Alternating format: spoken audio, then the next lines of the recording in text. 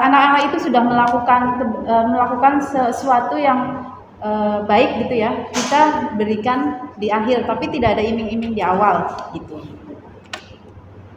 Oke, selanjutnya akan beralih ke dibahas tentang keyakinan kelas. Silakan Bu Ita. Baik. Tadi sudah dibahas tentang jadi bagaimana kalau hukuman dan apresiasi itu, apresiasi yang menurut kita baik ternyata itu juga sebagai hukuman juga ternyata. Baik, berikutnya adalah kelas atau keyakinan kelas, yaitu keyakinan kelas atau nilai-nilai kebaikan yang disusun, dipahami dan diyakini bersama oleh seluruh anggota kelas, khusus seluruh warga sekolah umumnya. Jadi di kelas itu kita bikin keyakinan kelas sendiri gitu ya. Misalnya saya bukan wali kelas, tapi saya misalnya guru bidang studi, guru bidang IPS misalkan. Nah, saya boleh bikin keyakinan kelas IPS misalkan, seperti itu boleh. Jadi kita bikin keyakinan kelas sendiri, nah kita sepakati bersama. Kemudian mengapa keyakinan kelas itu bukan peraturan kelas? Kira-kira gimana? Bapak Ibu, kenapa disebut keyakinan kelas bukan peraturan kelas? Karena disepakati bersama, benar. Ya berarti Bapak Ibu udah pinter berarti ya. Sayangnya nggak boleh ribet ya tadi ya. Apresiasi. Tepuk tangan buat Pak Iki. Baik. Jadi peraturan kelas dan keyakinan, kenapa keyakinan kelas? Karena keyakinan kelas disepakati bersama. Jadi itu ya, mengapa keyakinan kelas bukan peraturan kelas. Suatu keyakinan akan memotivasi lebih seseorang dari dalam tadi, dari dalamnya, atau memotivasi secara intrinsik tadi.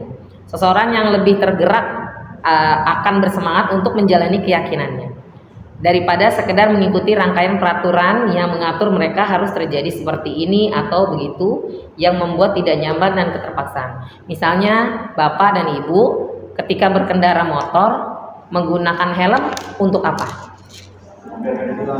Biar nggak ditilang, biar keselamatan. Kalau untuk keselamatan kan dari dalam ya.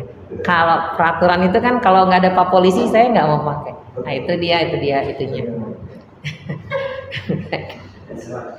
Jadi peraturan kelas atau keyakinan kelas bersifat lebih abstrak daripada peraturan kelas yang lebih rinci dan konkret. Keyakinan kelas berupa pertanyaan-pertanyaan universal. Pernyataan keyakinan kelas selalu dibuat dalam bentuk positif, kalimatnya positif. Jadi biasanya itu dia turunan dari peraturan sekolah, kita coba taruh di kelas, bagaimana menurut kalian bisa dijadiin kalimat positif gitu, dijadikan kalimat positif ya. Kemudian keyakinan kelas tidak terlalu banyak gitu, isinya tidak terlalu banyak biasanya, sehingga mudah diingat dan dipahami oleh seluruh warga kelas, semua siswa. Keyakinan kelas sebaiknya sesuatu yang dapat diterapkan di lingkungan tersebut. Jadi untuk kita, oleh kita gitu. Jadi seperti itu. Semua warga kelas keterlibatannya ikut kontribusinya dalam sebuah keyakinan kelas. Jadi semuanya ikut.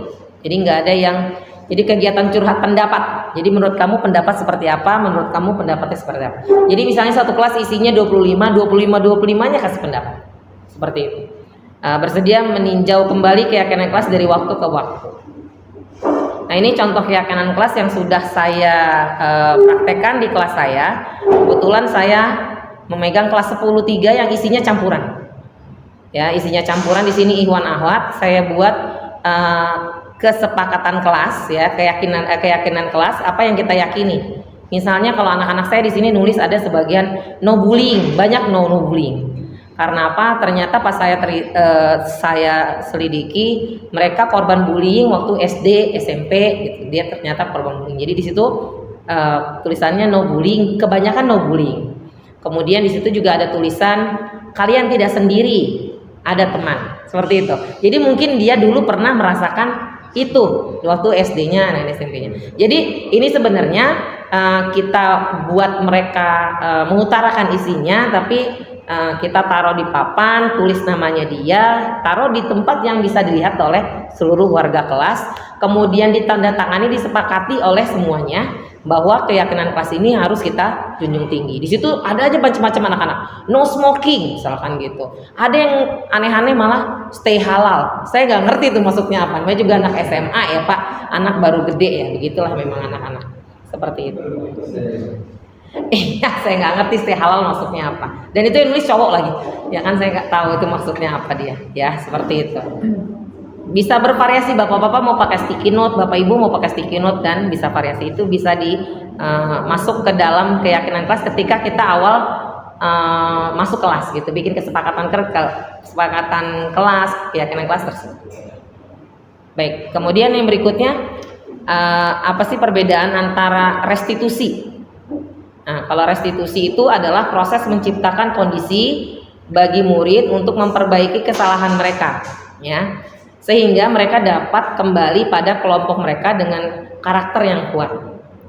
Kemudian restitusi bukan untuk menebus kesalahan. Restitusi adalah sebuah tawaran dan bukan pemaksaan. Restitusi fokus pada solusi dan dapat mengembalikan murid kesalahan yang dia lakukan, ya, pada kelompoknya. Jadi sebenarnya Bapak Ibu sudah melakukan restitusi ini, cuman mungkin belum tahu namanya itu adalah restitusi, gitu ya. Restitusi, benar ya? Iya. Restitusi adalah proses menciptakan kondisi bagi murid untuk memperbaiki kesalahan mereka sehingga mereka bisa kembali kepada kelompoknya tadi. Restitusi juga merupakan proses kolaboratif yang melarang murid untuk mencari solusi atas masalah mereka dan membantu murid berpikir tentang orang seperti apa yang mereka inginkan dan bagaimana mereka harus memperlakukan orang lain. Restitusi membantu murid menjadi lebih memiliki tujuan, ya. Kemudian disiplin positif dan memulihkan dirinya setelah melakukan sholat. Penekanannya bukan pada bagaimana berperilaku untuk menyenangkan orang lain atau menghindari ketidaknyamanan, namun tujuannya adalah menjadi orang yang menghargai nilai-nilai kebaikan yang mereka percayai, melahirkan motivasi intrinsik. Jadi seperti itu. Ciri-ciri restitusi yang pertama, restitusi bukan untuk menebus kesalahan, tapi untuk belajar dari kesalahan. Restitusi memperbaiki hubungan, ya. Kemudian restitusi adalah tawaran bukan paksaan.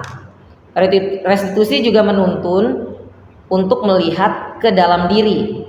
Kemudian pemulihan mencari kebutuhan dasar yang didasari tindakan. Restitusi diri adalah cara yang paling baik. Kemudian restitusi fokus pada karakter bukan tindakan. Restitusi menguatkan. Restitusi fokus pada solusi. Kemudian restitusi mengembalikan murid yang berbuat salah pada kelompoknya. Ini segitiga restitusi. Terlalu blur ya Bu. Yang pertama itu mengidentifikasi identitas, kemudian menstabilkan identitas, ya. Yang berikutnya adalah apa sih? Identitas. Ya, mendapatkan identitas. Terus yang terakhir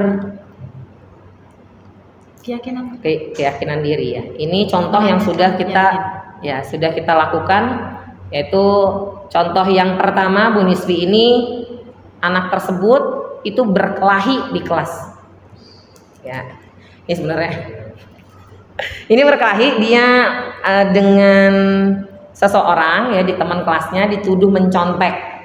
Padahal anak tersebut yang mencontek. Akhirnya dia ribut, kemudian dia marah-marah gitu. Akhirnya bertemu, dia ibaratnya kayak curhat ke gurunya.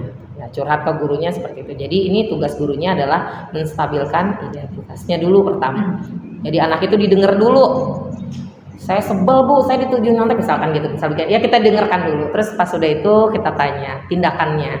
Apakah tindakan seperti itu kamu rasa iya benar gitu, misalkan seperti itu. Ya enggak dong Bu. Nah, jadi itu keluar dari mulut dia sendiri.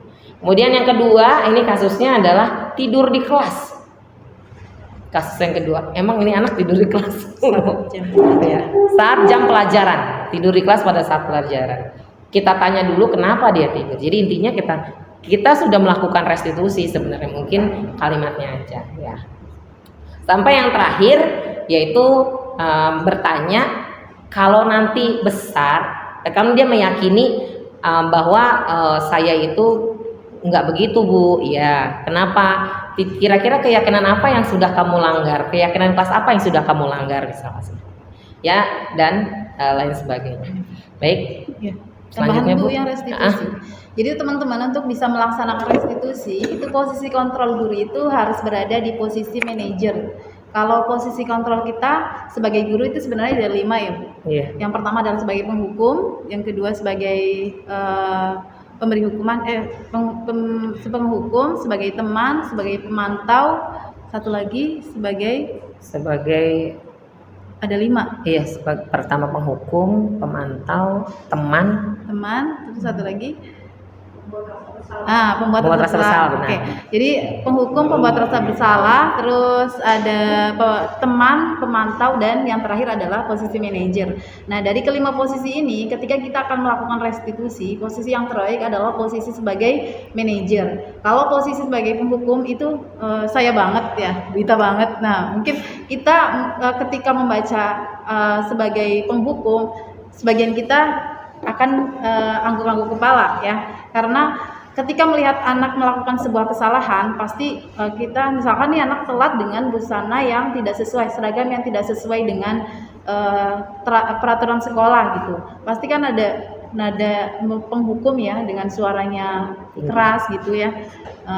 Beda lagi ketika naik lagi kemudian teman gitu, kita seperti teman, kenapa sih dengan nada-nada datar gitu. Dan yang paling bagus untuk melakukan restitusi adalah posisi yang kelima, yaitu manajer ya. Sebagai posisi manajer, bagaimana nanti kita akan membimbing anak. Jadi kita hanya memfasilitasi aja, kita sebagai fasilitator. Anak-anak itu nanti kita gali gitu ya dengan 3 tahapan restitusi itu, sehingga akan muncul tadi semua budaya positif itu kita munculkan dari dalam. Unsurnya adalah unsur intrinsik gitu. Nah, dari restitusi itu ketika mereka melakukan sebuah kesalahan atau melanggar sebuah keyakinan kelas ataupun aturan, itu tentunya terjadi karena adanya kebutuhan dasar manusia yang tidak terpenuhi. Nah, mari kita coba ingat-ingat lagi kebutuhan dasar manusia. Jadi manusia mempunyai 5 kebutuhan dasar. Yang pertama adalah kebutuhan bertahan hidup. Kebutuhan bertahan hidup atau survival adalah kebutuhan yang bersifat fisiologis untuk bertahan hidup, misalnya kesehatan, rumah, dan makanan. Yang kedua, kasih sayang dan rasa diterima atau kebutuhan untuk diterima. Kebutuhan ini dan 3 kebutuhan berikutnya adalah kebutuhan psikologis. Kebutuhan untuk disayangi dan diterima meliputi kebutuhan akan hukuman dan koneksi sosial, kebutuhan untuk memberi dan menerima kasih sayang, dan kebutuhan untuk merasa menjadi bagian dari suatu kelompok. Kemudian yang ketiga adalah penguasaan atau kebutuhan pengakuan atas kemampuan. Kebutuhan ini berhubungan dengan kekuatan untuk mencapai sesuatu, menjadi kompeten, menjadi terampil, diakui atas prestasi dan keterampilan kita, didengarkan, dan memiliki rasa harga diri. Kemudian yang keempat adalah kebebasan atau kebutuhan akan pilihan. Kebutuhan untuk bebas adalah kebutuhan akan kemandirian, otonomi, memiliki pilihan, dan mampu mengendalikan arah hidup seseorang. Dan yang kelima adalah kesenangan atau kebutuhan untuk merasa senang.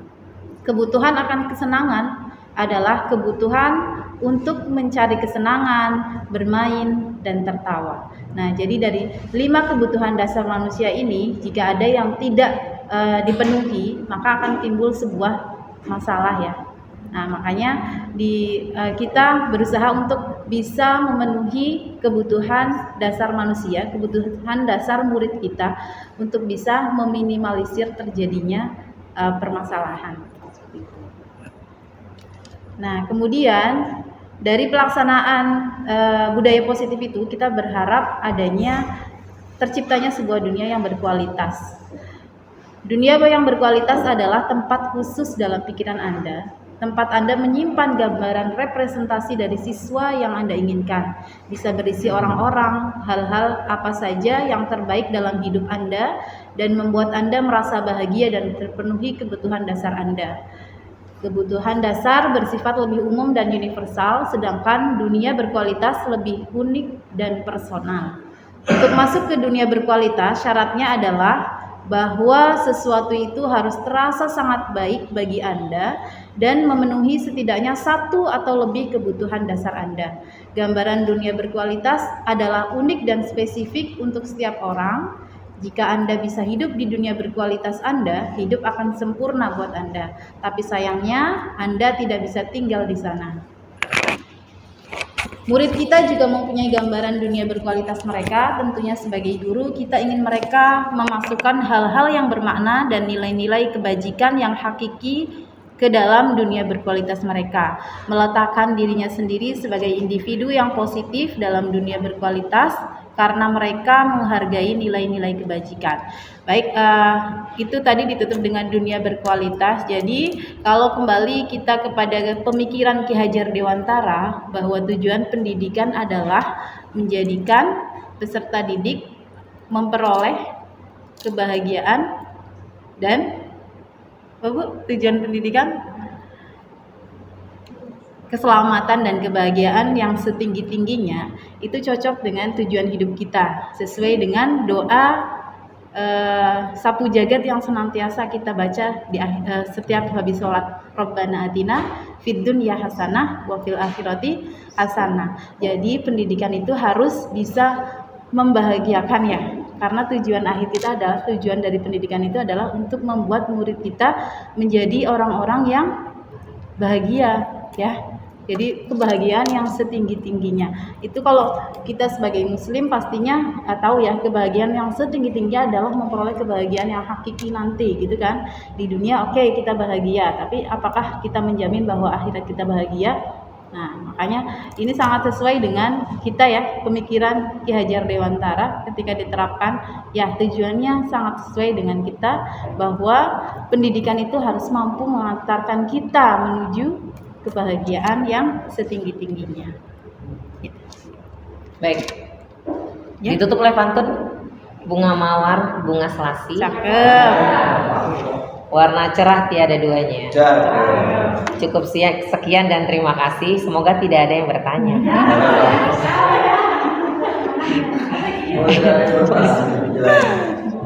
Baik, sudah? Oke, ada lagi satu lagi. Jalan-jalan ke Raja Ampat. Perginya ke sana naik pesawat. Semoga materi yang sudah didapat menjadi ilmu yang bermanfaat. Terima kasih atas perhatiannya. Saya dan Bu Ita dari CGP SIT Tunas Bangsa mengucapkan terima kasih yang sebesar-besarnya. Semoga Allah balas dengan kebaikan yang berlimpah. Ya. Terima kasih. Assalamualaikum warahmatullahi wabarakatuh.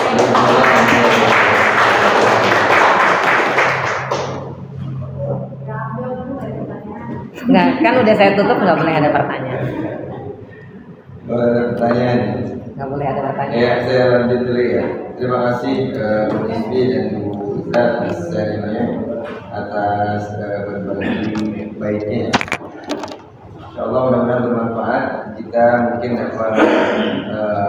refresh kembali, menyegarkan kembali terkait dengan budaya positif. Yang tadi juga ada istilah reward dan punishment. Ada nggak punishment? Hukuman atau konsekuensi? Reward atau reward, kalau bahasa reward dengan apa? Dengan apresiasi. Kalau reward atau hukuman dengan konsekuensi. Hukuman kita ganti dengan konsekuensi, rewardnya diganti dengan apresiasi. Bedanya apa? Bedanya sebetulnya dikit-dikit aja. Kalau reward itu berarti kita memberikan terlebih dahulu. Saya akan berikan kamu kalau kamu menjalankan ini. Kalau apresiasi, dia menjalankan itu tanpa disengaja, padahal sudah disiapkan hadiahnya dan diberikan apresiasi. Walaupun dalam konteksnya itu hal yang sama, tapi memang diawali dengan tidak dijanjikan, tetapi dengan langsung dia diberikan apresiasi, baik berupa mungkin ucapan selamat dan mudah-mudahan bermanfaat dan bisa diterapkan di dalam pembelajaran kita. sehingga anak kita menjadi anak-anak yang senang. Tapi tentunya sebelum anak-anak senang, gurunya harus senang. Karena mungkin melihat anak-anak senang kalau gurunya terus senang. Insya Allah mudah-mudahan diniatkan dari niat yang terbaik kita. Mudah-mudahan niat kita menyenangkan anak-anak berdampak juga kepada kesenangan kita dunia dan akhirat. Terima kasih Bu Nisfi dan Bu Ita atas waktunya dan berbagi praktik baiknya. Mudah-mudahan bermanfaat. Silakan Bu Afri dilanjutkan dengan pembahasan.